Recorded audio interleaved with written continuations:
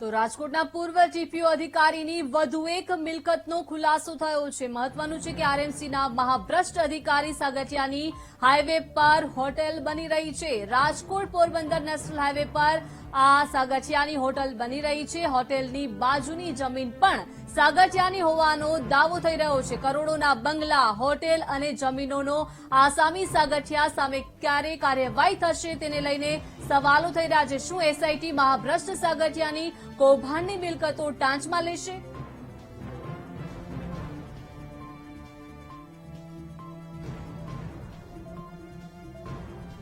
તો રાજકોટના પૂર્વ જીપીઓ અધિકારીની વધુ એક આ મિલકતનો ખુલાસો થયો છે। મહત્વનું છે કે કરોડોના બંગલા, હોટેલ અને જમીનોનો આસામી સાગઠિયા સામે ક્યારે કાર્યવાહી થશે?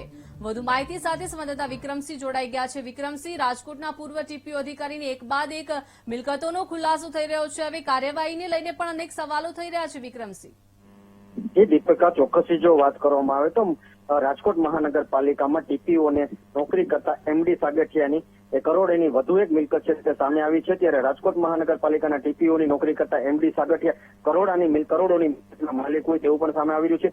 ત્યારે રાજકોટ પોરબંદર નેશનલ હાઈવે પર ફાર્મ હાઉસ, ત્યારબાદ પેટ્રોલ પંપ, ત્યારબાદ આલિશાન હોટલ અને ત્યારબાદ ચોરડી, ગોંડલના ચોરડી પાસે પણ જમીન તેની સામે આવી હતી। ત્યારબાદ વધુ આજે એક જમીન ચરખડીના પાટિયા પાસે પણ હોય તેવું સૂત્રો દ્વારા જણાવવામાં આવ્યું હતું અને સામે આવ્યું હતું। જો ફાર્મ હાઉસ ખાતે જો પણ તપાસ કરવામાં આવે તો સાગઠિયાના ભ્રષ્ટાચારના ફાઇલો છે તે ફાર્મ હાઉસમાં પડી હોય તેવું સૂત્રો દ્વારા જણાવવામાં આવ્યું હતું। એસીબી દ્વારા જો તપાસ જરૂરી બની છે, એસીબી દ્વારા જો આ તપાસ કરવામાં આવે તો સાગઠિયા પાસે આ કરોડોની મિલકતો આવી ક્યાંથી એ પણ સામે આવી શકે છે। જી આભાર વિક્રમસિંહ વિગત આપવા બદલ।